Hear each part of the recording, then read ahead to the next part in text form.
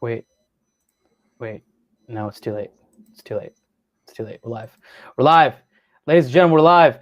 Let me just look at our YouTube and see if it's actually up there because I think I fixed the fucking problem, man. I think I fixed it. I think I realized the issue that we were having, that I was having, to getting us live on our actual YouTube page. I think it's going to work. Did you see the intro? Did you see our new intro on the YouTube page? I did see the intro. I did. I seen it. I saw it. It's good. It's good. It may need to be trimmed a little bit. It's a little bit more Snyder cutty. It needs to be a little bit more, Joss Whedon cutty. But I like it. Yeah, we're fucking live. Sweet Jesus, we did it. We did it. Ladies and gentlemen, welcome to Connecticut Precious Movie News. I'm Arnie. I'm Andy. And today we're going to be bringing you some of the hottest news of the movie industry. This is also going to be a clip out if you're watching this live. We are going to be introducing and out-introing all of the news stories so that we can clip out the clips and splice them on our YouTube page for people to see individually. Anyway, today what we're going to be talking about is Neil Blomkamp's new joint finally has a synopsis and a release date. And Aaron Sorkin is going to be making a movie about I Love Lucy. Boom. And then finally, Netflix I think it's still in the rumor stages, but Deadline is reporting that Netflix has secured a deal, a $400 million deal, to have both Daniel Craig and Rian Johnson return to do Knives Out 2 and 3. So ladies and gentlemen, let's get to it. We're going to introduce the first news story. Ladies and gentlemen, welcome to Kinetic Impressions Movie News. I'm Arnie. I'm Andy. Today we're going to be talking about Neil Blomkamp, the filmmaker we all want to be really, really good, but has made not that very good movies. It is reported from a story coming from the good people at Collider that he has finally released a synopsis for his upcoming movie. I'm going to read from the article. This is what the synopsis is. In Demonic, the title of his new movie, a young woman unleashes terrifying demons when spiritual forces at the root of decades-old rift between mother and daughter are ruthlessly revealed in a horror thriller from director Neil Blomkamp. This is going to be coming from IFC Midnight. Okay. I've seen the cast list as well. The release date is August 20th, 2021, which is, not that long from now. Well, that's like maybe, 4 months from now. I've looked at the cast list. It's a totally unknown cast. He's filming this thing all the way in Canada. I think it is safe to say, Drew, that our man Neil Blomkamp has lost his luster in the industry. And is not, the sci-fi darling that he used to be, and he doesn't really attract the talent and the money that he used to, right? And I think that's appropriate because the last couple things that he's made have not been financially successful. I will say that I like his minutia, right? He likes to do these really human stories within the backdrop of a crumbling utopian future, which I think is a fascinating thing to do. But they just haven't landed very well. Can I ask, what were your thoughts on his last couple movies, Drew? What was his last movie? Chappie? Was that like his last feature? I think Chappie was his last one. Yeah. And then before that, it was Elysium. Yeah, and I honestly... I heard mixed things about Elysium, just because of I heard Matt Damon was pretty okay in it. Like a lot of hype got built up after District 9. Like District 9 just set his level. Yeah. And what I think is funny is just like, why are we doing this to a guy who's never done a feature before? I always thought that was so weird that this guy's done so many shorts. He's done shorts pretty much. He did all these shorts pretty much up to District 9. And they got a lot of fan support and stuff like that. People really liked it, but it wasn't a feature movie. And so when you give a guy a feature movie and he blows it up like District 9, yeah, there's going to be a lot of hype around you. And since 2015, since that Chappie movie, he's gone back to doing shorts and miniseries. So he hasn't gotten to do much. So I think this is interesting. He kind of had his hiatus. He got a little Yeah. hiatus from features, and so hopefully, Demonic can be a resurgence of his career, maybe. But I mean, I don't know. I don't know, man. If you think it's going to be as good as District 9 was, I mean, I don't know. that's like saying a lot, right? I don't know if anything can be as good as District 9. It's like, Yeah. look, like I think you kind of hit the nail on the head here, right? When you said that he blew up right after District 9. District 9, his first feature film, he made it with a budget of almost nothing. He has a technical prowess that a lot of directors don't have, so he was able to make kind of a visual feast on a real low budget with a really compelling story. And then he was just thrusted into the big budget Hollywood world. And I think we've definitely talked about before the fact of unproven directors, and that when they go off to kind of set off or like people who are not proven directors or don't really understand directing go off and do big budget movies, they just kind of fall flat. And I think that District 9 was just an outlier. I think it was just a movie that he worked on and a script that he worked on for years and years and years. And he knew the people who he was going to work with. I forget the guy's name, the main character. He'd known that guy for like over a decade doing movies and things like that. And he put together a really good movie. But I think at the end of the day, it was his freshman effort, right?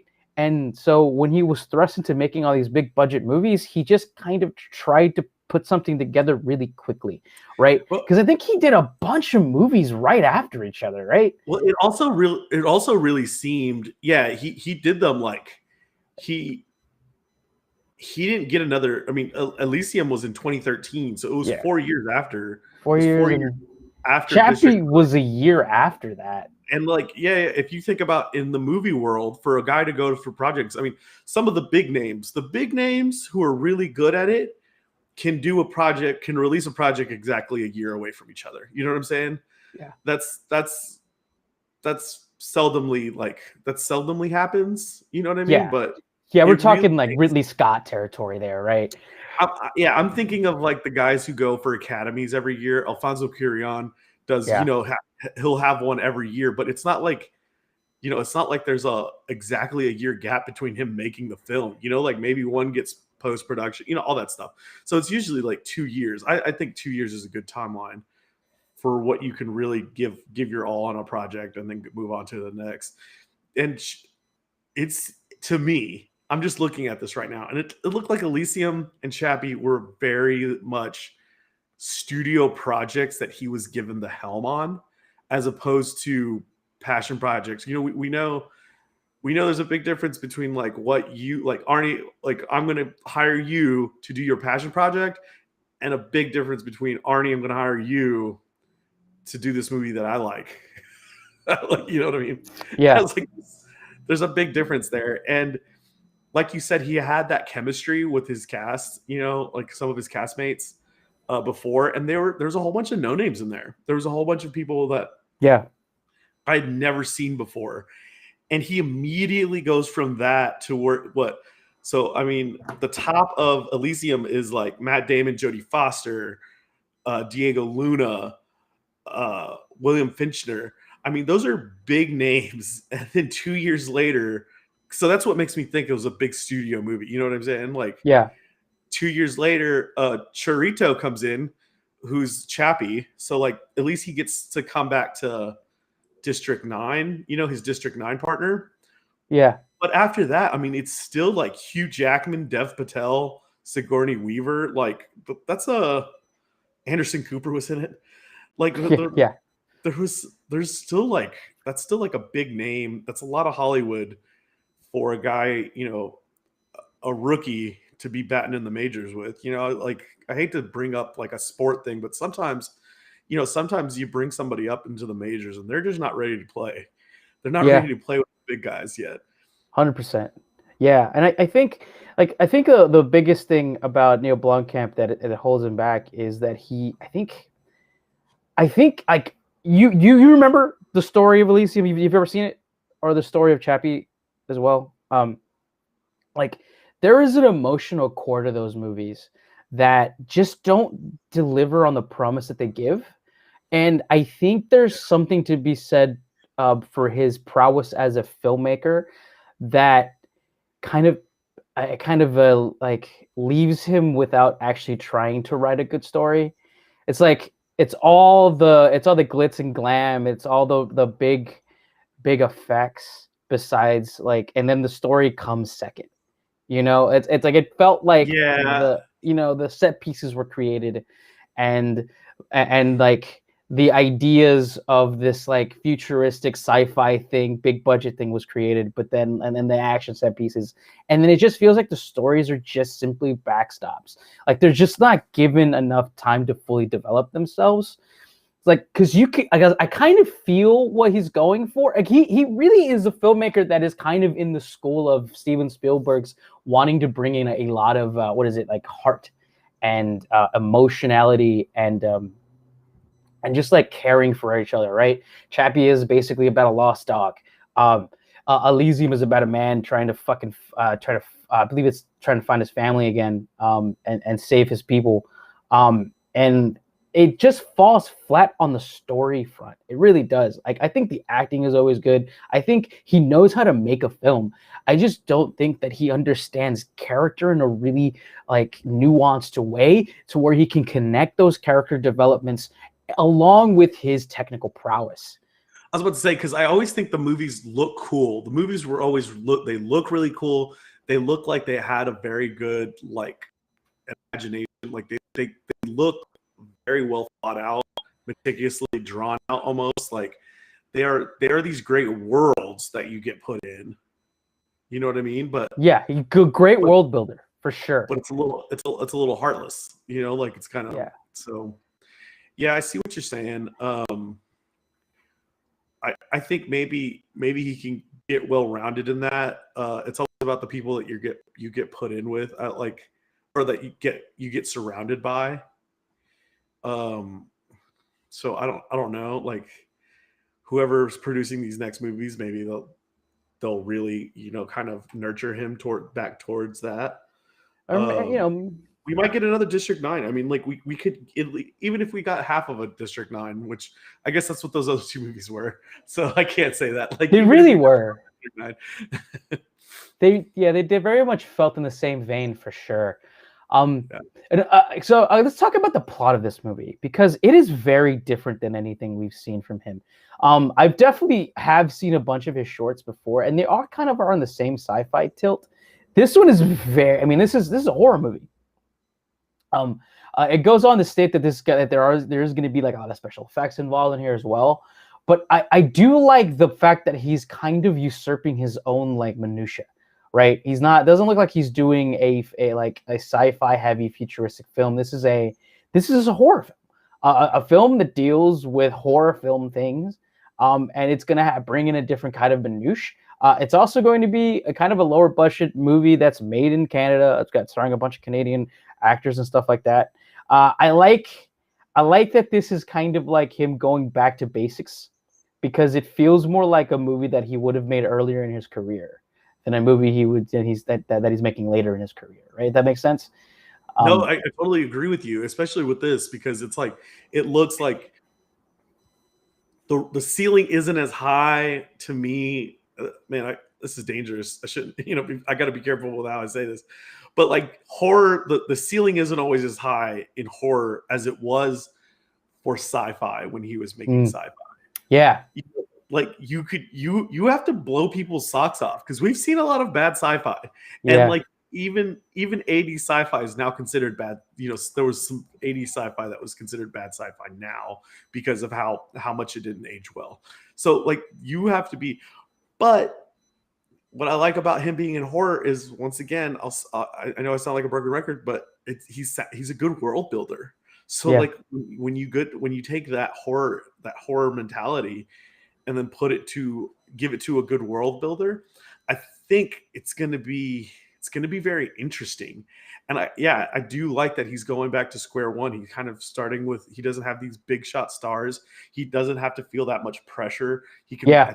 can maybe really get that vision that he wants without I don't know, without being worried about the little stuff. Don't worry about the little stuff. Let's think big picture.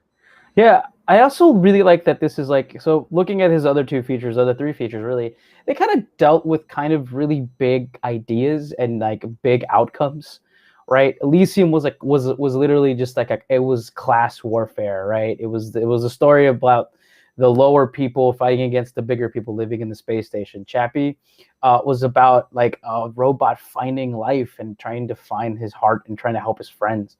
Um, Elysium, I'm sorry, District 9, in a lot of ways, was much simpler than that, right? It was just about a dude trying to stay alive, you know? Yeah. And I feel like with Elysium and with Chappie, these ideas are just kind of big and if they were given breath and more time to develop, I think that you could really turn them into something great and amazing. But if you come back down to earth with just this kind of like smaller horror movie where the stakes are not trying to save the world, right? Where it's really just like you fighting these demons. I believe, from what the looks of it, this is going to be a female-centric horror movie, which I fucking love those. I love watching chicks rock shop in horror movies. I just feel that since the stakes are not going to be as large, you're going to have a more grounded filmmaker because there's just not going to be as much to kind of get done in this. Like it's not big. It's not a big overarching like morality tale that tells us about our society, right? This is just bare bones. We're fighting demons. I'm in for that. And I'm really interested to see a Neil Blomkamp horror movie. I haven't seen that before, and I'm really into that for sure. What studio is this? This is IFC Midnight. Okay. Right, and IFC, a storied independent film distributor, right? They go off and they buy all the independent features at the festivals.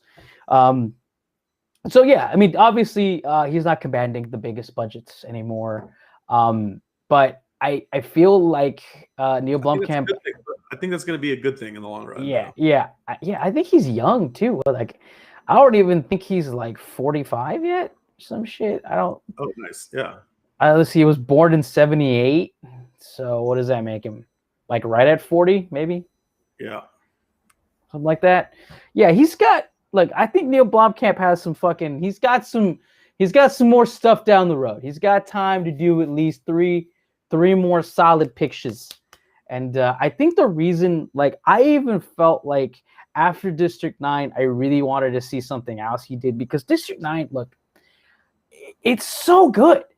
It puts together so many like things that we had never seen before in a movie. It's like a video game movie. It's a sci-fi action movie. It's this allegory about illegal aliens that are literally illegal aliens, about entering our world and our country, and it's just like this really beautiful socio-economical sci-fi morality tale that was just kind of shepherded in with this video game movie. It's just so up my alley. It's just like guys who were born and raised in the area of the fucking first person shooter and the video game. Like, it's just so, and also we're living in a world that's kind of crumbling before our eyes. Like, it's just such a perfect movie. And he tried to do that again. And when you try to do something and force it, you can feel it, That's what Elysium was to me. For sure, because it really was the same thing, right? It was literally a socio-economical morality tale with the one guy who's got all the powers. Same thing there. Chappie, he tried to usurp that, but again, it was about socioeconomic stuff, but it was actually it was about a robot who was new to the world. It was basically Johnny Number 5 meets District 9. It's the same minutiae. Like, you did that. Let's try to do some other things. And I'm glad that Sub Studio is giving him a chance. And I'm stoked as hell to see a Neil Blomkamp horror movie, for sure. Yeah, I'm excited about it. I think I'll watch it. I hope it gets I mean, it's going to make it even faster. It's going to be in more people's homes if it goes to something like Netflix or Hulu. Yeah. I think that sounds like a great way to distribute this movie personally, because I think you'll get a lot more people watching it, and he might demand more attention because of it. Yeah. For sure. I like Neil Blomkamp. I think his ideas are great. I love the fact he's like the filmmaker who grew up in a time where he could look up YouTube videos about how to make special effects on his computer. Yeah. Like he's our generation of filmmaker, right? He's not like Steven Spielberg, who has to hand off all the special effects to some other department, right? And he films everything in the screen. This guy understands special effects to the point where he probably knows the rendering engines that are being used with each one of his films, right? He probably literally knows the names of all of the little fuzzy balls that are on everything. He knows all the technicalities. He knows it because he's probably lived it and worked it. You know what I mean? Yeah. He's like the journeyman director, but in an era of technology and special effects that we're in now. And you really felt that potential in District 9. And look, I'm not going to say that Elysium and Chappie are terrible movies. I think we've been dogging on them, but there are good things about those movies. The ideas are incredible. I understand what he was going for. The effects are incredible as well. And I just see the potential there for some kind of fucking I see a generational greatness in him, and I just want that to be realized. I don't know if it's going to happen, but if there is any filmmaker that has the prowess to become that new generational great filmmaker, I think Neil Blomkamp has that power. He just has got to be a little bit more understanding of story. And this was also this was a small sample size to me. We've given people like Jonathan Nolan so many writing credits to make mistakes, and so many places where he didn't even take the blame for some of it. You know what I mean? We have all of Westworld. we had Westworld. We had the Dark Knight series. We had and then you had stuff where you knew Christopher Nolan's passion project was Inception, and he had been working that for 10 years. And then right after that, we get Interstellar, just not 10 years, 3 years later, Dunkirk. And those were still good movies, but would we have put them in under a microscope like a lot of these other things if we weren't already given such a huge, broad selection of all his writing already? And that's what's cool about that's what's cool about Neil, man. He's written and directed every feature he's gotten to do. That's cool. That's pretty cool. That says a lot. That gives you a lot of control. Like you said, he probably knows the ins and outs technically as well. So he gets full control of his film, and that says a lot. And I think one or two things, maybe if he's given a couple more shots, he could have had a surge like the Wachowskis did. I mean, honestly, it's there was some bad films in there at some point. You know what I mean? There was some that weren't popular, that were great movies. Great, there was some great stuff in them. But I still love Speed Racer. yeah. Unpopular opinion. I fucking love Speed Racer. It's a great movie. I think it's fucking fun and great, and everyone universally hated it. But yeah, in the same vein, it's and now The Matrix was the first movie, right? And there's a lot of parallels here to that, right? Yep. And then Matrix 1 and 2, not so great. But again, you could see the ideas in there. You could see what they were going. And that was another Warner Brothers picture that had a whole lot of meddling. Oh god. I don't think I'm ready. I'm not ready to talk Warner Brothers again yet. I wonder, was District 9 Warner Brothers? No, I don't know. I think District 9 was done independently. Was Elysium Warner Brothers? I'm just kind of wondering about that now. Because I know we're not ready to talk about it, but there is I think there's starting to be a pattern here of just Warner Brothers in general just doing a lot of fucking meddling, man. There is a lot, yeah. It's they're Oscar contending movies are always great because they basically always give those people carte blanche because Oscar movies don't make a lot of money. You know, they don't. The Oscar movies are the shiny thing in the corner that makes people look at you. Mm-hmm. They're not the big budget movies. It's TriStar, so it's Sony. Okay, that makes sense. Okay, I just kind of throwing that little Warner Brothers tag in there in the end. Anyway, I think we did it, man. Is there anything else you want to talk about, Neil Blomkamp? No, man, I think we did it. You're right. Beautiful. Ladies and gentlemen, thank you so much for watching. We really appreciate you. Please comment below, interact with us, hit that like button, hit that reminder button, all the things above. What kind of Neil Blomkamp joints would you like to see in the future? Or what are some of the best Neil Blomkamp shorts that you've seen? Personally, I really like his Halo shorts, which could have grown into a Halo movie one day. He's done a lot of them, and he also has done a lot of video game shorts, which are really interesting as well. Yeah, his short stuff is fantastic. I remember like just the thought of a Halo movie coming from the guy that did District 9. That sounded so good because the aliens in District 9 looked so good that if we brought that to Halo, it would have they were. Oh yeah, that would be amazing. I was over the moon back then. That was like almost 10 years ago. Jesus. Mm-hmm. But yeah. Also, I have a little thing on the side called the Arnaz Show, available on all platforms, known demand. Drew, what do we always say? Go watch a fucking movie. Go watch a fucking movie. Yep, we curse. All right. Let's move on. This is exciting.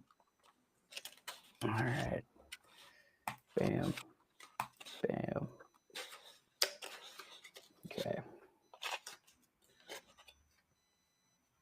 Boom, let's do it.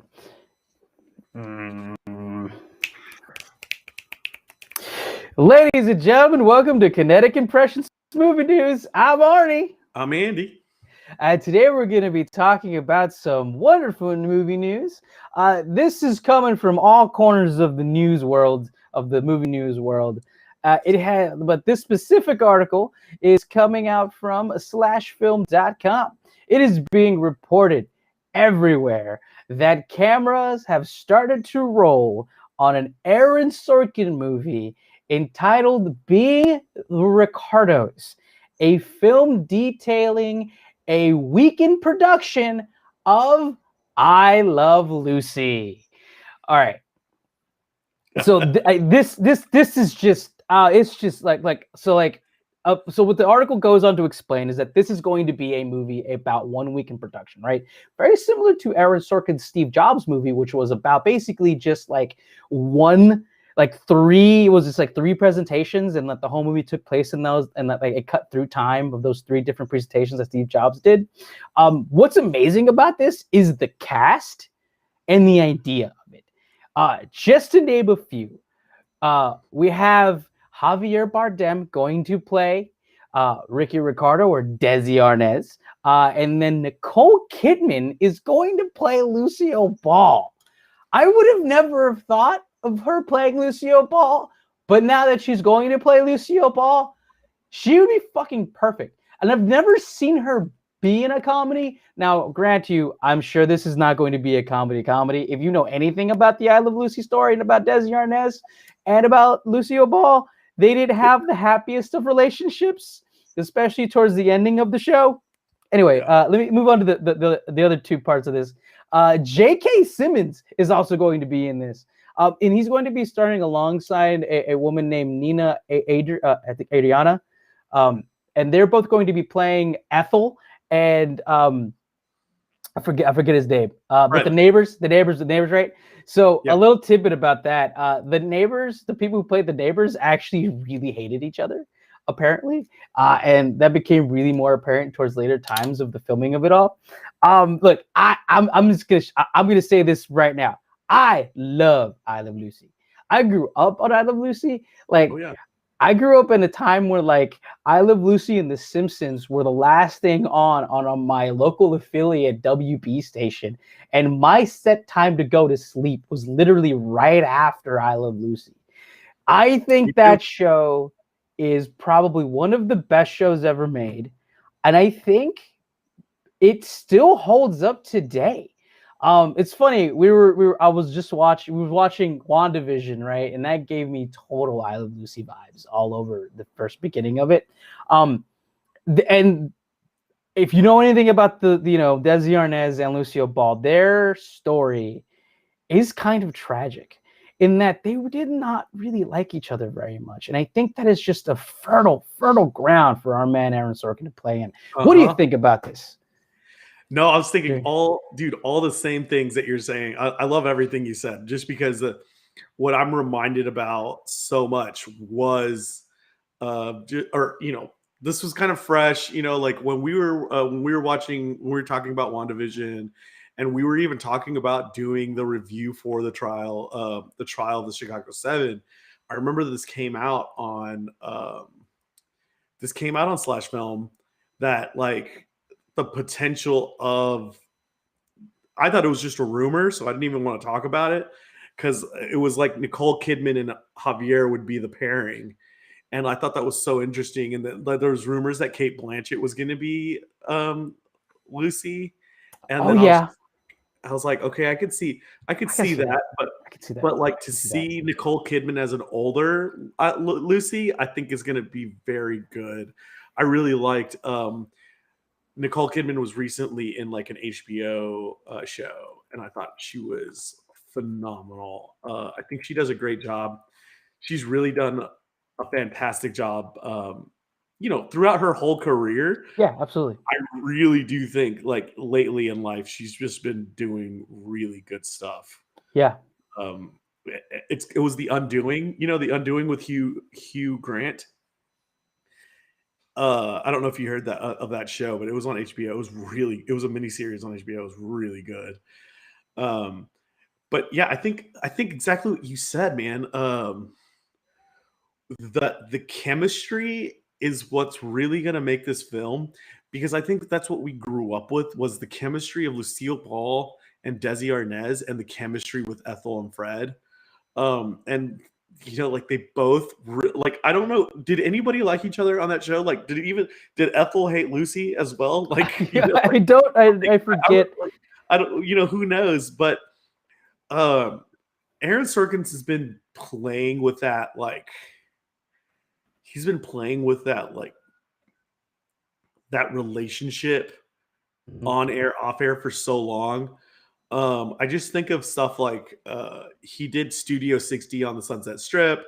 He did Sports Night, and there was so much of the, when the camera's rolling, I talk to you with this chemistry, but when it's off, I talk to you with this chemistry. And a lot of that got brought into The West Wing. And when I rewatched The West Wing, it was just like that whole thing, like, look, when we're being political people, we have this kind of relationship to the public, and like no matter how we talk to behind closed doors, that's totally different. And then that even got even bigger to me on like Newsroom, and when Newsroom came out, that was just so good. Yeah, yeah, man. Newsroom was so good. And so we got you mentioned it, and I think the article mentions it as well. Like, that was this timeline to be like Steve Jobs is going to be so good, because if you mix in that Steve Jobs kind of script, like framework that he had, with just those kind of character nuances, is the way I'll say it, like character nuances that he's so good at writing, and taking the story of Desi and Lucy, I think it'll be brilliant. And I can't wait to see it. This is something I'm really excited about. I know you got to think about like his first, we talked about this last, like his first movie was, or his first like screenplay or something credit on IMDb is 1992 Few Good Men. And like, yeah, that was such a fucking fantastic movie. Yeah, absolutely. So many memorable lines. And like now he's working on it again as a TV project. So I think that's insane. Like that was your first thing, and then you've just gone in and made some amazing stuff. Right now he's really hot. I think Aaron Sorkin's hot. I think he's obviously he's been big, since pretty much all the 2000s. He's been he can demand whatever he wants, I think. Absolutely. Yeah. This is going to be really good. And I think I've loved all his movies, so I can't wait. His movies have been bangers. I mean, bangers since we got, like, I think the least good one was like Charlie Wilson's War, and that was really fun. That was a fun watch. Yeah. And then after that, it was Social Network, Moneyball, Steve Jobs, and Molly's Game, which were just like movie after movie after movie of brilliance. Yeah, absolutely, all of that. Yeah, I think Aaron Sorkin, you're right. Like he has been cultivating a kind of reputation for writing these types of stories that deal with backstage, kind of the BTS of making of these different types of TV shows and dealing with the dramas of it. I really like Sunset Strip. Super fun show, right? And even things like the West Wing are all about the, you know, the behind the scenes type of thing that's happening in the world, and at the seat of power. Like that's the kind of thing that he just does really well. And his scripts are so fucking fun. The way that his characters interact are just, it's a special sauce that he brings to the dialogue that is just, it's fun. Like the reason there isn't a bad one of his movies is because he is able to create and cultivate character dialogue that is in and of itself a cinematic experience, right? He's a master craftsman of dialogue that people want to engage with. Oh, I do want to talk about this, man. Like, I do want to talk about Javier Bardem and his prowess as an actor as well. I don't know if I've ever seen him play a character like Desi Arnaz. You know, Right. like I want to see that. Nicole Kidman as Lucille Ball. Now that I think of it, I think it could be kind of perfect, man. Look, Nicole Kidman is a powerhouse actor. She can do anything.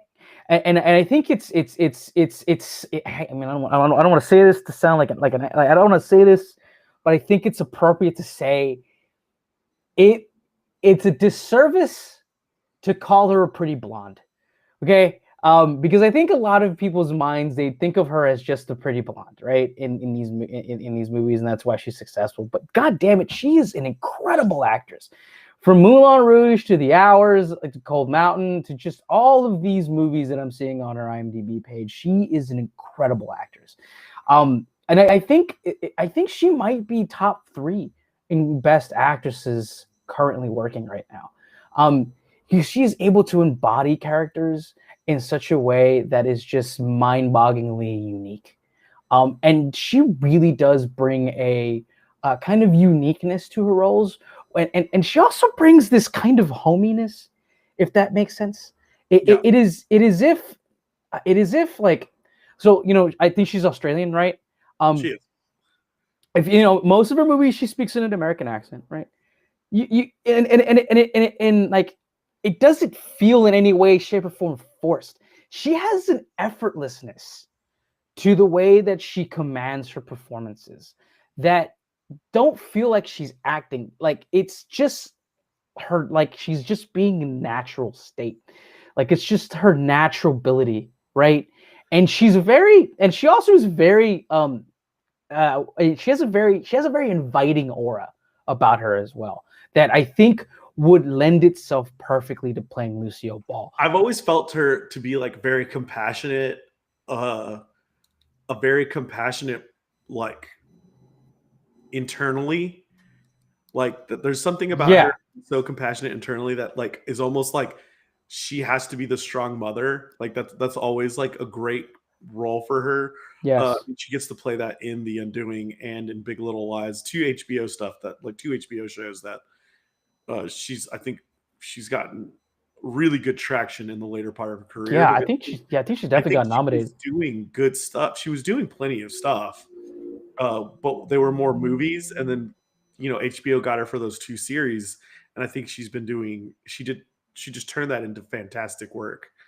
And so I don't know. I think she's working on another HBO show right now. So like, I mean, this she's brilliant. I think it's gonna be, but I do think it's gonna be kind of like it's gonna be like not a project, but like it's not gonna be easy for her to take on this role. It's gonna be a challenge, is what I'm trying to say. Like it's gonna be a specific challenge to. I mean, anybody would consider it a challenge to try to hone in Lucille Ball, right? Yeah.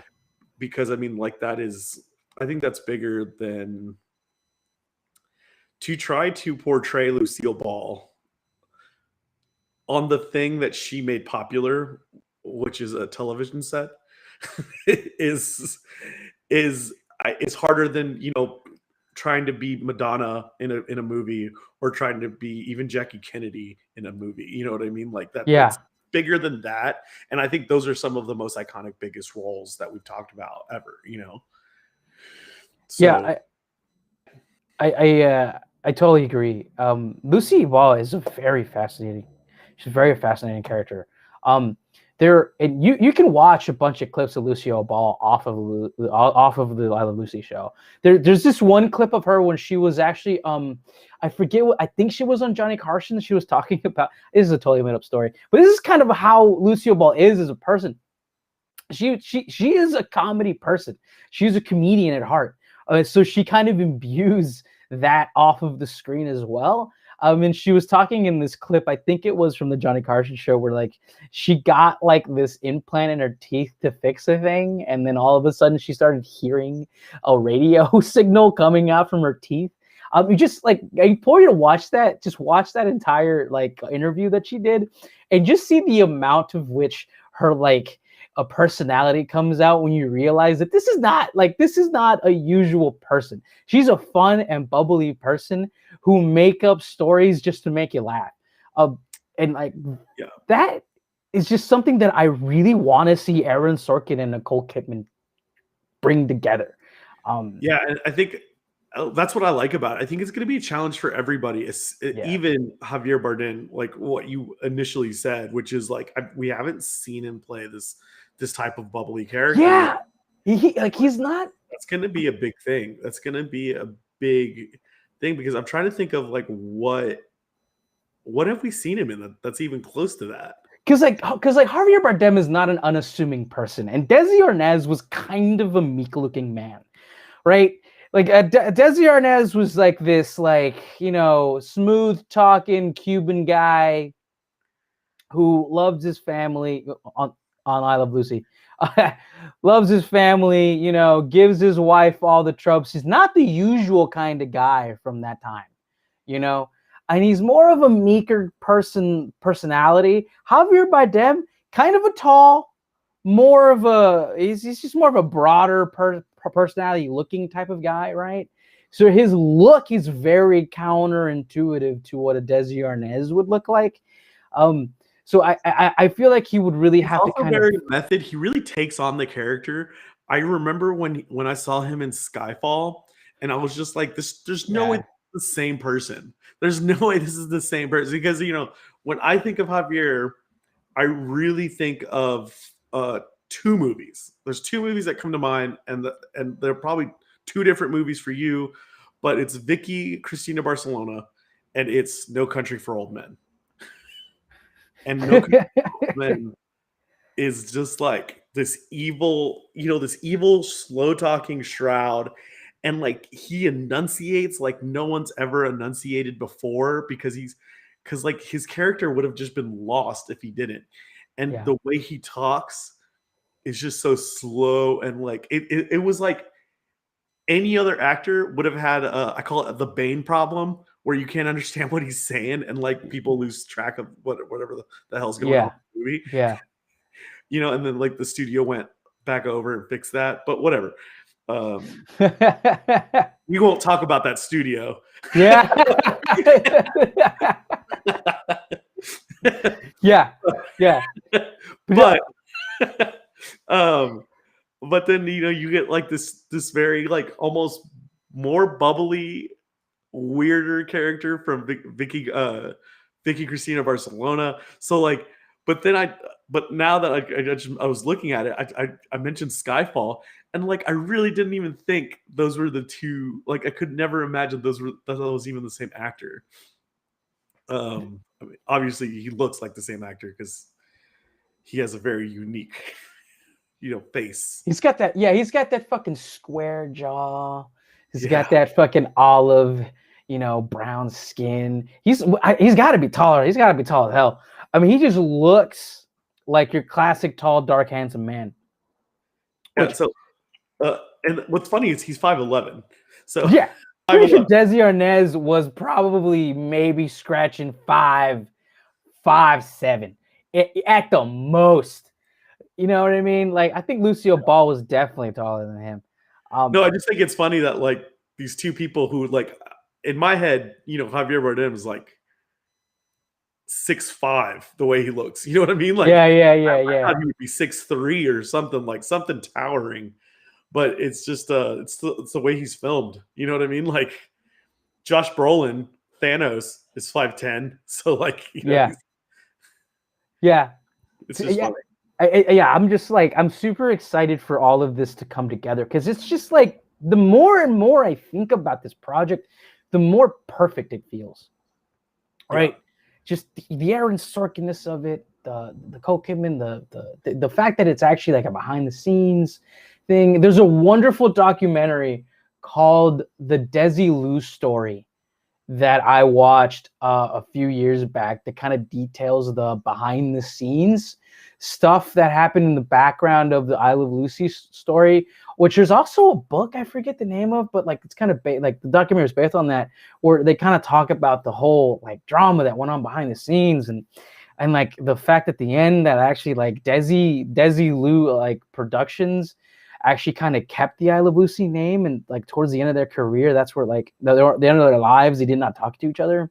It's a fascinating story with fascinating characters. That's another thing. This casting choice for both actors really pinpoints to me, and it kind of satisfies me in this way of this is going to be not an early biopic. It's going to be later in life. And I think that's where things get more interesting, just like what you were just talking about. I think that's where things get more interesting with the story anyway. That like I really do think that this might be this is going to be a better movie because they're choosing older actors to be the older versions of these actors. Like, yeah. Which, I don't want to see, I don't know if there's anybody who I could trust with the acting chops to be a young Lucille Ball is really what I'm getting at. I know. Absolutely not. I think Nicole Kidman is absolutely perfect for this. It's just that like, I think I'm starting to figure out, I just love Nicole Kidman. She really does bring some nuance and some really fucking, like, she just brings something that I don't see much in a lot of actors right now. And what it is, it's this like this ability to just make you believe that she is this character without any work. Does that make sense? Like there is something about her, Meryl Streep does it too, where the characters are there's such a part of them that they really, like, you really just believe it immediately, hook, line, and sinker, without any idea of what they've done before or after. It's just she just embodies something really well, and I absolutely adore the I Love Lucy show. I think it is, like I said in the beginning, it is a fantastic show. I think it still fucking holds up too, because it was ahead of its time even back then. Like Lucy was doing things that women did not do back then, and that really kind of still plays now, especially in this era of like this new kind of conversation that we're having about sexism in our society. Oh yeah. I think that aspect of it as well is going to be something that really is interesting, because this is going to be in an era, and obviously Desi Arnaz and Lucille Ball are very successful, so they're going to be talking about that success and how it's going to be permeated through the conflict that they have. Also, J.K. Simmons is going to be in this too. Has J.K. Simmons been in an Aaron Sorkin film? I don't think that's ever happened, and I'm interested to see that as well.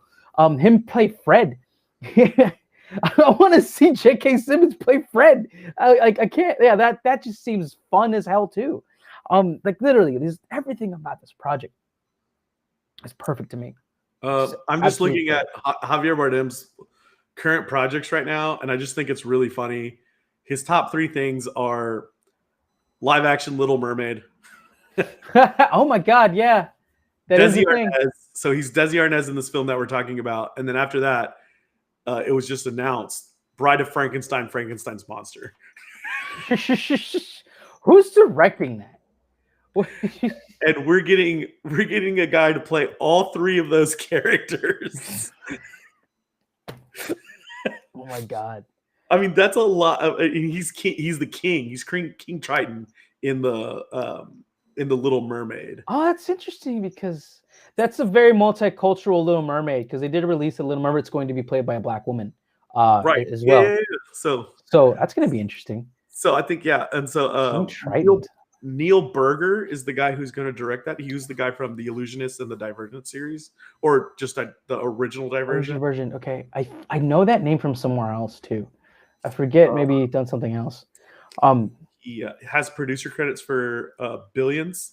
He was the director for a lot of the TV series called Billions. I mean, Disney trusts him. Oh yeah, remember Limitless, the movie? Oh, that's right. And he produced a TV show probably too. I absolutely adore that movie. I absolutely adore that movie. One of Bradley Cooper's best movies, for sure. But yes, I Love Lucy, made by Aaron Sorkin, Nicole Kidman, fucking Javier Bardem, J.K. Simmons. I am ready to watch this movie. I'm ready to watch it. Everybody should watch this movie. I'm so glad that it's happening. This gets me excited for movies again. Where we need to be excited about movies again. Absolutely. This is going to be cool. I think Aaron Sorkin's going to do something innovative. I can just pray that Aaron Sorkin. My last thing is Aaron Sorkin's going to do something innovative. He's the guy that created the walk and talk in dramas. We wouldn't have films like House or Grey's Anatomy. I don't think that's saying a lot. I should be careful what I say, but I don't think we'd have films like that or shows like that if it wasn't for West Wing coming out and doing a walk and talk series. He really honed in that Steadicam shot. I thought he did some cool stuff in Newsroom, which was a couple of moments, especially that opening scene that you'll see on social media every 5 years for the rest of your life, which is the America. Yeah. From the Newsroom, Jeff Bridges' refute of America. And it has that really cool cell phone shot. It has that social media shot thing that no one had done yet. I don't think anyone had done yet. Yeah. Personally, in 2012, it was 8 years ago or 9 years ago now. No one had done that yet, and now everything is literally filmed like that. So but before, we were not really used to seeing that first person shot like that. And there's certain things that he does in films, and that there's little tweaks of that in Steve Jobs. So even the technically speaking things that he does, he can do that. There's certain things that he can do. He's very he can do the Alfonso Cuarón thing where he's going to be innovative on both sides of the filmmaking. Yeah. He's not just going to be an amazing, script writer, which he is. He is a great script writer, and he can also film it and he can direct it. So I think, or we're learning that he'll try to direct. If it's good, we don't know yet. This is going to be third director thing. Yeah. So, hey, his second one got him a nomination. His second directorial debut. I think Molly's Game was super underrated. I don't know what happened. I think not enough people. I think the story actually was as big as the movie was, and I think that was a problem for it, because I think the movie, if you don't know the story and you just watch the movie, I think it's a fucking brilliant movie, and I don't think it got enough credit. And I think it could have gotten him an Oscar. If you're not the first person I've heard say that about that movie, as well. It wasn't the greatest movie ever, but I just think people knocked it down. You know what I mean? Years where there's other films got in that I don't understand how that one did it. For sure. Cool, man. Yeah, we did it. Ladies and gentlemen, please comment, subscribe. Oh, let us know what your favorite Aaron Sorkin's projects are, and tell us if you think that this is if the Lucille Ball and Desi Arnaz story will be a good fit for Aaron Sorkin. I think that's a good one. Yeah, absolutely. I also have a project called The R&D Show, available on all platforms. Again, Kinetic Impressions available on all platforms known to humanity, podcast and video. Thank you so much for watching, guys. Drew, what do we always say? Go watch a fucking movie. Go watch a fucking movie. Or mini TV series. All right. Let's bring this home. Let's bring this home. Also, another thing about Molly's Game, I've never seen the movie, but I think I'm gonna have to now. Michael Cera's character is apparently actually that character is actually literally Tobey Maguire. Because apparently Tobey Maguire is a straight up shark when it comes to playing poker. Apparently. Yeah, there's apparently like when it got released on like the actual people that were in Molly's Game, I thought like, oh, that makes sense. Like I think one of them was Matt Damon as well. Like I can't remember who they announced. It was something like, I remember for sure it was Tobey Maguire. Tobey Maguire's the player X that like everyone was asked like, oh, who's player X, you know? And like, oh, Leo was a big one, and so was Ben Affleck. Rapper Nelly, and then A-Rod, all actually linked in the court documents that they were part of Molly's Game. That's fucking crazy. Hey man, rich people ain't got time but to learn how to play poker and spend their money. Yeah, and the story, what I liked about Molly's Game is that like let's pretend it didn't have a nonfiction story behind it. It makes a really good fiction story. Like it makes a story that's almost a little scary. I think, I'm not, by a little scary, I mean like it does the John Wick thing where we bring in the Russians and then like the Russians become the necessary evil we need in this film. Like the film could have probably been a boring film on its own where it was, and we bring the necessary evil of the Russians. I'm sorry to say that if any Russian hackers are watching, but like, you know, I'm sorry Rocky did this to you. Like, but you know, like, and I'm sorry the hockey, like the Winter Olympics did this to you as well. But the necessary evil of the Russians is needed in American film. That is a bold statement, Drew. It's a bold statement. I think what he's trying to say is we all need a little evil in our life. and you know, if the whole country decides that you're the evil ones, you're just gonna have to be you. You know what? I mean, it gives a lot of your Russian actors a lot of jobs, for sure. I'm just saying it's like a necessary evil. Like we wouldn't have a lot of things if it wasn't for the Russian evilness of the Russians. Yeah, and I'm sure I'd love to think that that we're the evil fat Americans over here in all their stuff. Oh yeah, we're fucking more evil to a lot of people. The only difference is we got really good PR and everybody watches our TV. That's the only good thing we got going on that's helping us out. That's it. Everybody's watching The Simpsons. Yeah, they don't all like the fact that we try to take their oil, but everybody's watching fucking their own version of Seinfeld. That's happening. All right, let's bring this puppy home. Let's talk about this bad boy. Let's do it.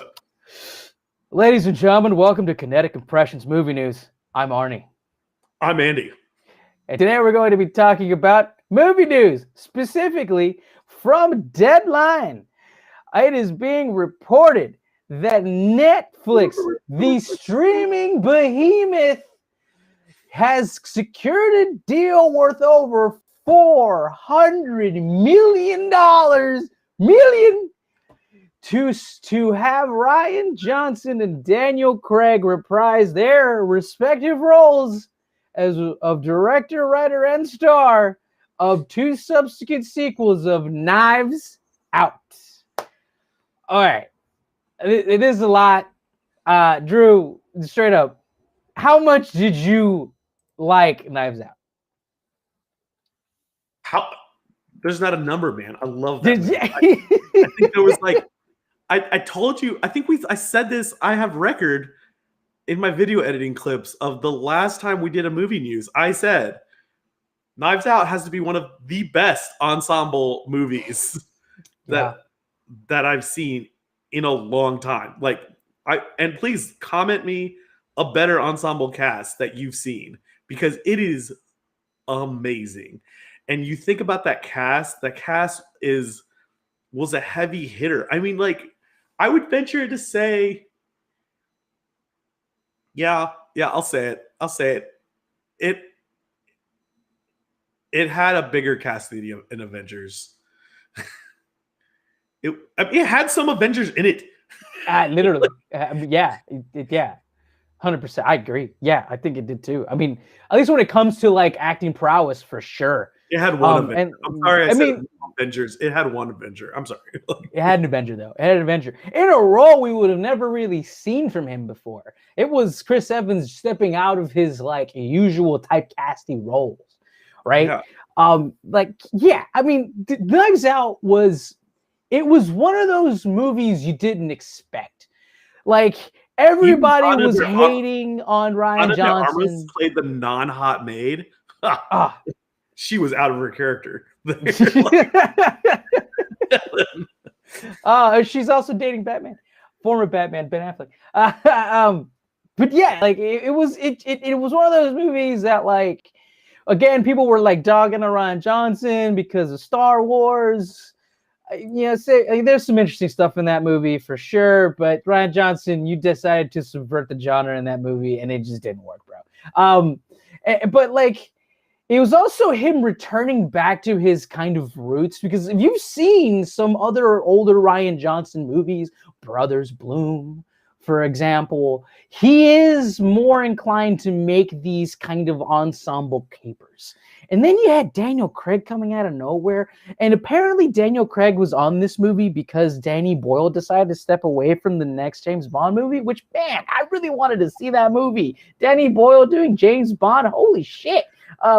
But because he left that project, Daniel Craig had an opening in his schedule to play a character you didn't expect him to play. Knives Out was the movie nobody expected, with people playing roles you never expected them to play.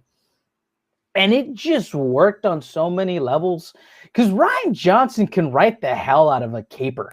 He can write the hell out of an ensemble caper. Now, obviously, he has an idea for two different movies here. Like, because the article does state that he has scripts for these two pictures. Gigantic fucking deal, man. And I hope they're going to be great. I'm pretty sure they're going to be great. Now, where do you think they'll take the story, right? Because it's probably not going to be about the same family, right? I feel like this is probably going to become. This is Ryan Johnson's Sherlock Holmes movie, right? It is. Yeah, it is. And like, I think they can do a lot of things with this, and I'm kind of excited. It just depends where they take it. They can bring in a lot of the same caliber actors in to do a very similar film. And I think they already have a good skeleton. They already have a good recipe for this movie, because I think the first one worked so well that really plug and playing other people in another story. This is one of the movies where it can work. Yes. This is one of those things where you have a great director. And I think the way that thing was shot, I've watched hours and hours of footage of just how it was shot and how particular he was with reflections in the mirror, with things that you're looking, with depth of people. Like, there was things about Knives Out that I just was just in like jaw-dropped awe. Like, Chris Evans must be the deepest person in the shot. I want you to still be able to see him blurry, looking back at the people who's talking right now, because you should kind of feel. I was like, whoa, like, we're getting like that deep about a shot in this movie. Yeah. And there was such good stuff from Ryan Johnson that I saw, and I thought was brilliant. And he cared super, like, a lot in these videos that I was watching about the props team. Like, props, come in here, tell me what I'm missing, like, tell me the thing we need to get in the shot, like, make sure, like. And I was like, it was great. He brought in a lot of characters that the one thing you can't replace. Whoa. The lady now playing. Another story I heard about myself. That was I thought you had a someone in there with you. I was about to comment. I thought you had a girl. No, sorry, man. Was that a random John Mulaney just coming into the podcast? Yeah, John Mulaney. Give me a second to Yeah, sure.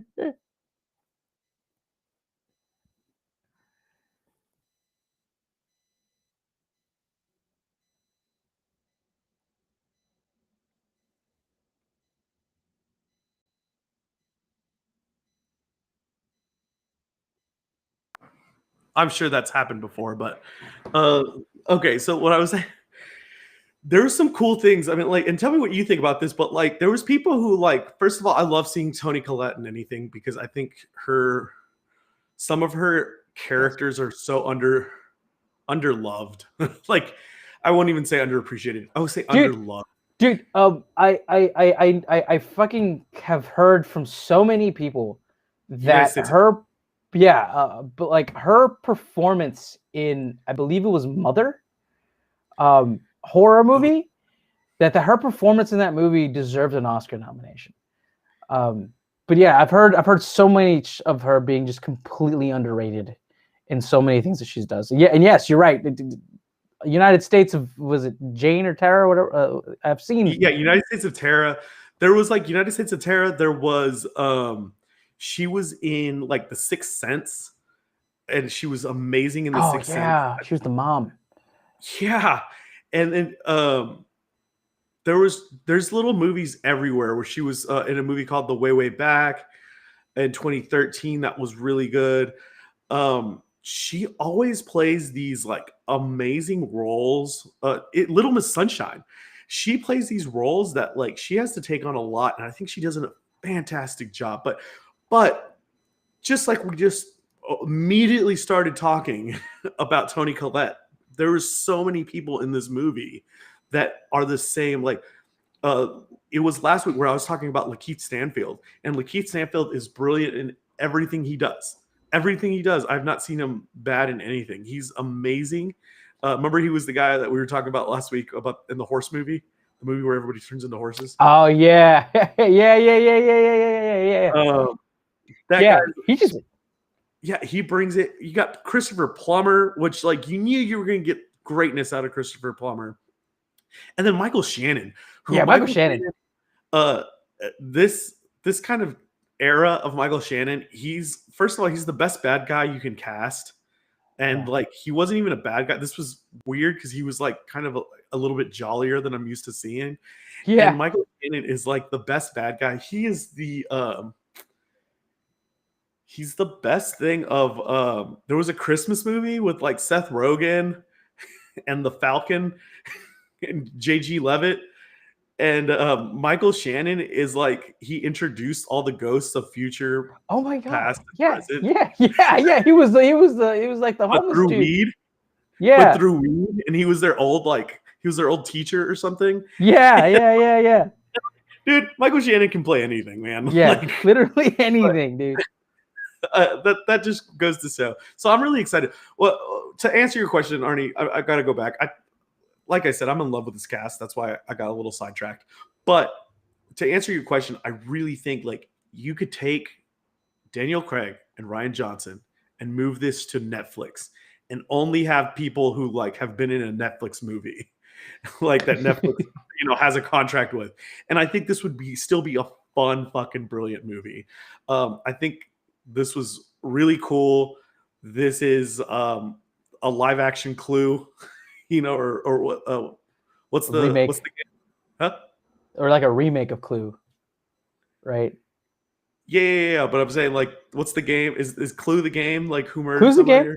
Here? Yeah. Who done it? It's a who done it. Yeah, the who done it game. This is a great who done it. I thought having Chris Evans, like, spoiler, but what Chris Evans ends up being is fucking brilliant. It was great writing. I'd really like to see like maybe Ana de Armas come back as like the next family she helps out, and like this always happens. This always happens. Jesus. Yeah, I everything that you said is like this. This is really a movie where people who are like top tier actors were able to just kind of choose scenery and just have fun. This was really like a script tailor-made for people who wanted to just kind of embody an outlandish character and just be part of it, right? And that's Ryan Johnson when he writes a really good script. Like I went back to Brothers Bloom. It's just like that. His movies like allow their actors to have fun with kind of outlandish characters, right? He's very Wes Anderson in that way, where his characters are just kind of abnormal. And as an actor, you can really kind of play around with those roles really well in kind of really nuanced and strange ways. I don't know what this next story is going to be. I really, really am happy to see Daniel Craig kind of continue on his journey as this character. Because like I imagine that's what it's going to be, right? It's going to be him being the detective guy for yet another murder or case that will possibly span 2 whole movies. This is going to be an epic tale kind of set in the Knives Out universe. And like, who knows what it'll be, right? Like, I think Ron Johnson, he has this, like, he didn't do it well in one movie, which was definitely the Star Wars movie. He does this thing where he subverts your expectations and gives you an ending or a conclusion of a story that you're just not going to expect. I don't want to pigeonhole him into that kind of filmmaking thing, but that's just kind of his minutiae. It's what he does. I'm sorry, I have something to say about that, but like I heard, and please prove me wrong. Tell me I'm wrong. It's great, but I heard there was a lot of producer things going on with these movies as well. I heard there was a big bad producer that came in and wanted certain storylines set, done that Ryan Johnson really didn't have control over, and like that this whole saga of this Star Wars series that nobody liked was somewhat like, I get it, everybody blames everybody, but I hear it wasn't just Ryan Johnson's fault as well. I don't think he did a bad job, but like, I don't think he did a bad job with the movie personally, but I think that there was a lot of producer stuff. And we know, speaking about, it's not the same studio, but just talking about the other studio that we've been talking about, that producers can really get in the way for feature films. You know what I mean? I think that's fair. That's totally fair to say. I don't think he did a bad job fair. he was given. I just want to talk about like the movie that he was given. I don't think he did a bad job with it, especially directly speaking. I thought that film was kind of like, there was some aspects that we didn't get in the other films that were better in his film. When it comes to the Star Wars question, it's difficult because you're dealing with a lot of moving parts. And him coming into an already established universe and kind of doing his own thing. It's difficult. It's difficult. Yeah, we already had that storyline. We already had storylines of what were supposed to happen to this character that aren't happening to these characters. I guess what I'm pointing to is the biggest part of that movie that, and I'm sure is coming from him. It is the subversion of expectation that kind of embodied most of the plot. And like, I think that is just something that doesn't work well in the kind of movie that Star Wars is. Yeah. And to me, like, I was just like, I think there was already a story there, and there was already an idea to me. And like, there was only so much you could do with something you already kind of had, like things written for, you know what I mean? Like, yeah, we had two stories, and he's like, I can't rewrite the whole thing. You know what I'm saying? When we talk about Zack Snyder, I'm sorry, but like, I have to bring this back, but like, when we talk about Zack Snyder had a plan for his world. You know what I mean? Yeah. And I don't think Ryan Johnson was ever given the keys to the city like that. So like, there's only so much you could do with what you got. And I do think we saw better aspects from these characters in the third one than we did in the other two.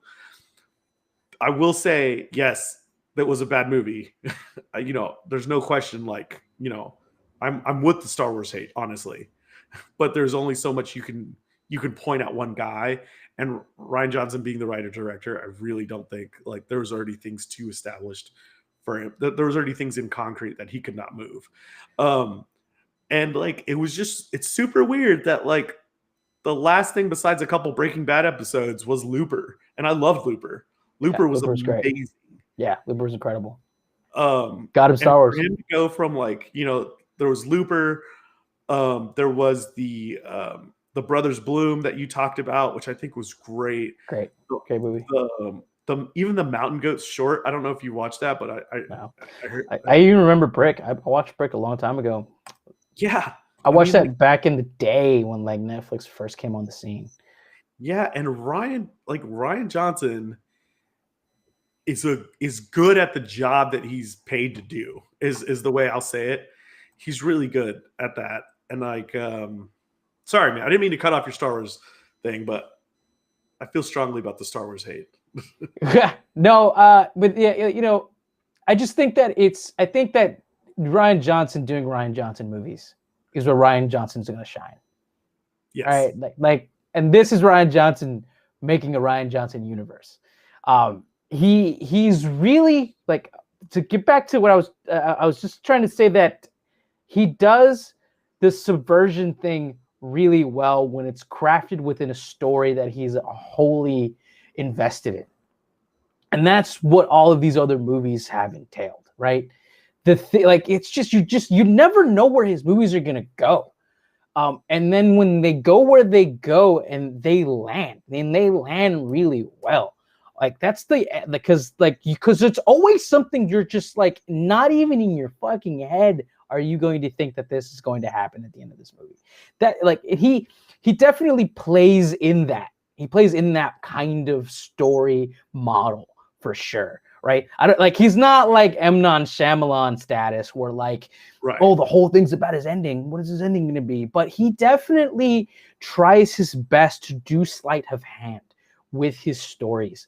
And Knives Out was one of the most purest expressions of that.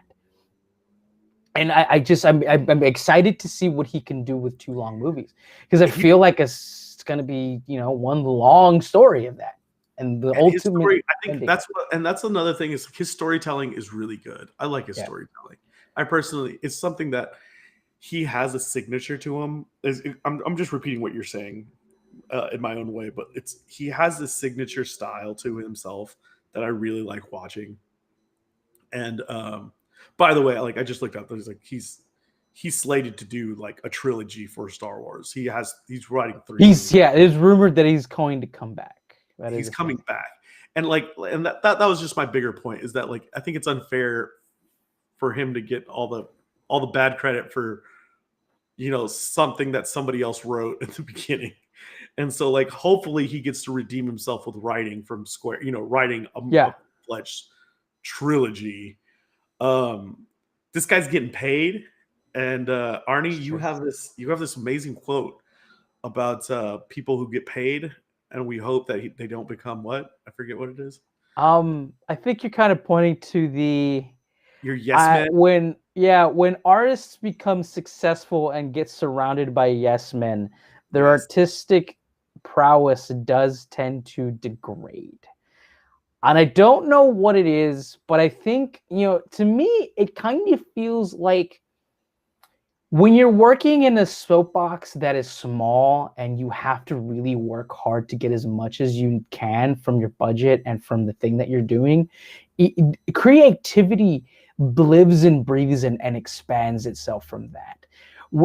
Creativity is stronger when there's true desperateness, when there's a true like, okay, we got to figure out how to do this thing in the right way, coming under budget, making sure that it hits the right story beats.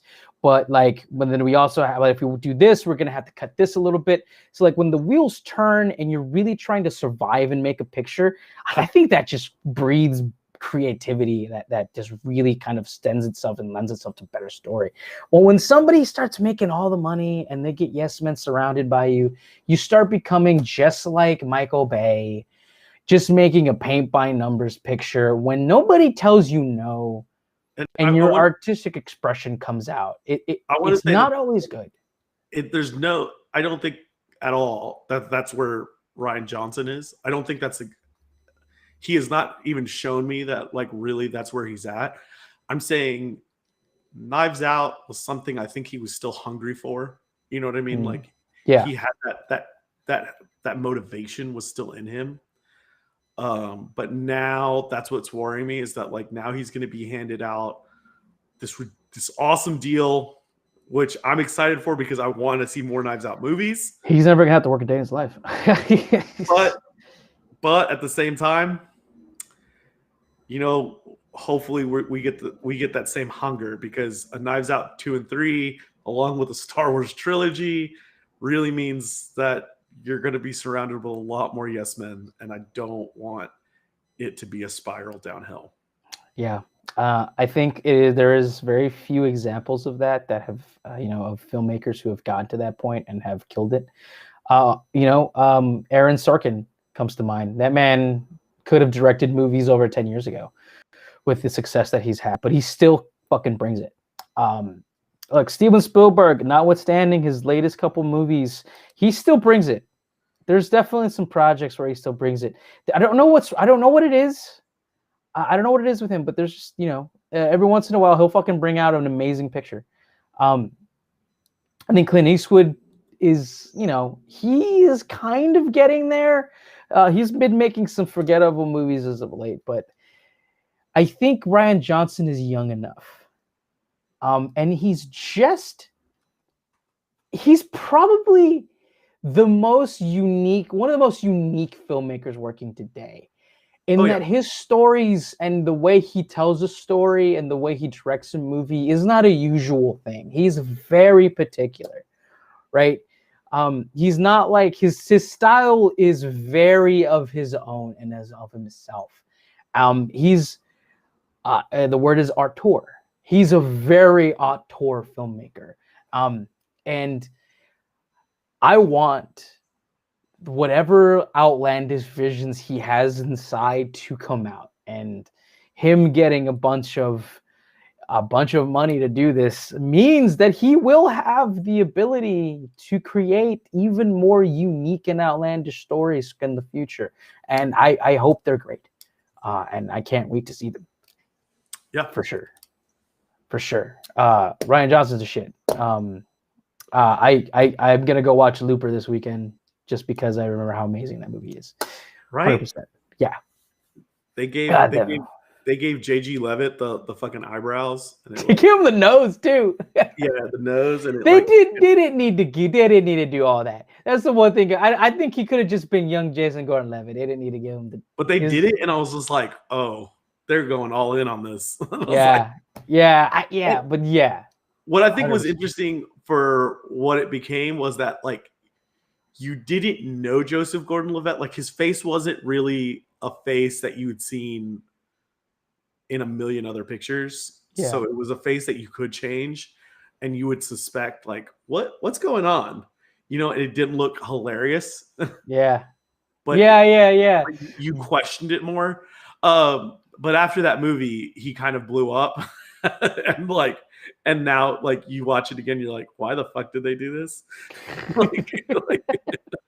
I was thinking that day of, bro. I was like, he didn't need to do this. I get why, because Bruce Willis has a particular face, and just you have to make him look particular. I've seen people do some questionable stuff with mustaches, man. I don't think it was that bad either. Yeah, I don't think it was as bad as the mustaches. Is what I'm saying. No, for sure. Fucking trying to CG out a mustache and shit. No. That was fun. Yeah, I'm looking forward to this. I mean, maybe we should talk about the implications for the business here, because like, if there's anything that the streaming wars have taught us is that people are willing to pay top dollar for movies just to bring them into your living room, people. But also, Warner Brothers has announced that they are not going to release day and date movies next year from movie theaters and HBO Max, right? So, Netflix is, I think we're going to start seeing this more and more. Netflix, possibly Amazon. I don't know if that HBO is going to do it because HBO is owned by Warner Media, which is owned by Warner Brothers, and they still really do they do make a lot of money on theatrical releases, right? But if like a studio like Netflix, who doesn't need a theatrical run for a movie, except for just awards contention, which they can literally just play a movie in New York and LA for like a day or two, and they'll get, able to get required to, the requirements to be nominated. It's interesting, right? Like we are now living in a world where big budget tentpole movies will be taken in by Netflix. What do you and think? all these other ones. What would you like us to go back to? Like, would you want like a live on demand HBO the day of its DVD release? Like, is that something, Arnie, that you'd want?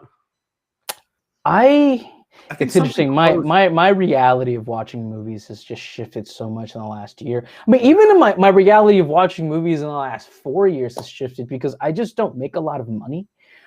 So like me going out and going to a movie is a big deal, and also the fact that I don't have a family, which is another kind of aspect thing that, like, if I had a family, I would be like all in on the day and date thing. I think for me, the ideal situation, I mean, as a consumer, I mean, give me day and date film release, and then just give me the option of going to watch it at a theater or my house. Like, because I'm going to go out and watch the movies I want to watch in a theater. That's true. But Yeah, but I'm just wondering, like, like how do you make money? Because half the people won't. There'll be a good amount of people that won't. yeah, So, like, would you? I think they should do day of release, but I think they should do it with a price. yeah, I think it should yeah, be like. I honestly think AMC, they should do it through AMC or something. You know what I mean? Like, yeah, they should partner up with AMC and like, look, you can buy a ticket at home and watch, stream it from home. You only get it for, 24 hours, and do something like that to where it doesn't hurt the market, because I think we don't want to kill an industry yet. You know what I mean? Like, yeah. I mean, if we're talking in that respect, then I think it kind of is a good model doing it that way, which I don't think a lot of people were doing this. But some studios were doing day and date release, but the digital version was like $50 to $30, if not even higher. There was one streaming service that was really high-end streaming service that you had to pay $5,000 for the actual box, and then each individual release would be released from the studio in theaters and on that box, but you would have to pay $500 to $1,000, I think, for each individual movie to watch it at home for a certain amount of time. But I think if we're talking about a kind of a really good model to where the theater industry is still able to thrive, I think the model that Alamo Drafthouse does is really interesting in that they don't just play the new releases. They also have curated nights where they play different movies from different eras depending on the themes and stuff. I think that is a really good model. But when it comes to new releases, I think having a solid like 2 weeks to a month where it's only theater, right? But then give us that like 30-day, release it digitally, make it cost $30. I know plenty of people who would have their children be like, all right, we're gonna go watch the movie in the theater, but then a month later they will pay for it again so that their kid stops bothering them to watch it again. Things like that that. definitely was a big thing, especially during quarantine and stuff like that. I heard a lot of that going on. I was just wondering what your thoughts were initially, just because Godzilla's out right now. Yeah. And there's plenty of time that I would have had to actually watch it. But I mean, I rather watch something else because there was so few, like I had a few hours with my time. I was like, I kind of rather, catch up on this show that aired 10 years ago, but I'm rewatching it. There's too many shows. There's too many shows. You can't watch them all. It's just too many. But so I'd rather watch, something else than watch the new Godzilla. So I thought my interest would peak a little bit more from having these on demand at your fingertips. it hasn't. Yeah, So- yeah. No, that definitely makes sense. We're just, we're still living in this kind of brave new world where movie releases are kind of in a strange place. And, at the end of the day, it's all about the interest that you want and things that you want to watch. I think there's definitely going to be a room for a different model, but there's now going to be times where movies like Knives Out are going to be exclusively going to Netflix. I think that's something that we're going to be wrestling with for a while, right? There's going to be big tempo movies that are definitely only going to be released in theaters, and then after a couple months or so, going to be released digitally, right? For you to either rent and then own, and then eventually it'll be free to watch on some kind of what streaming you said service. earlier about the Alamo Drafthouse model, I think that's great because I mean, like they're doing something. I mean, they're doing like a Lord of the Rings with the cast reunion that they're Yeah. releasing, and then a Dazed and Confused cast reunion, which two movies that were very different in the box office. Yeah. Like, Yeah. Oh God. Yeah. very different time periods as well. But I mean, I heard their Dazed and Confused got like sold out instantly. Oh yeah. People were ready. Yeah. People were ready to go back. Yeah. And like, 100%. that's just like a funny thing. And like whenever Jurassic Park comes back out, when the new one comes out, that original Jurassic Park, there's going to be the parents of the kids who like the new Jurassic Park. Yeah. Are going to be like, no, we got to go watch that old one in the theater. In the theater. Hell yeah. Still a good ass movie. Shit. Yeah. And I recently heard Avatar broke all sorts of records overseas with the theatrical debut or re-release. Sorry. Yeah. And I'm thinking it might even go back on top of the box office total in the world because it was re-released as well. Also, news about Godzilla versus Kong. That movie is actually doing quite well internationally, but also domestically is actually doing pretty well too. As the year notwithstanding, it's a little bit of a usual situation. But it's doing good. Like people are going to go out into the theaters. Yeah, I think when we get our first Marvel movie, I think we'll really tell that like people will really start to tell that like we're back. You know what I mean? Yeah. Or you'll hear that John Wick. What's the John Wick quote? Fucking John Wick. You keep telling me if I'm back. Well, I'm back. Yeah, I'm thinking I'm back. It's the best acting he does in the entire movie. Yeah, that's honestly what I think. Well, like that's what I'm hearing whenever Black Widow gets released in July. Yeah. Like, yeah, for sure. Well, I think we did it, my man. That was fun, man. Ready to rock it? Ready to rock it out? Ladies and gentlemen, please let us know what you would like to see in a new Rian Johnson, Daniel Craig caper. What kind of places do you think that character can go? And what's your favorite Rian Johnson movie? He's got some good ones out there. I do recommend watching yourself some Brick. It is a fascinating movie made with no money. And it has nothing to do with the Ben Folds song. Nothing. Like not in that. Yeah, just tell us what you think. Answer me this question. Why can Wonder Woman fly in 1984 but not in 2021? Am I wrong? Who knows? Who knows? Maybe Snyder knows. I got a little thing called the Arnaz Show as well. Please like, comment, subscribe. And again, Kinetic Impressions available anywhere you get your fine podcasts. We made sure that's a thing. Drew, what do we always tell the fine people of the internet? Just go watch a fucking movie. Go watch a fucking movie. We did it. All right. We are rocking and rolling. 2. And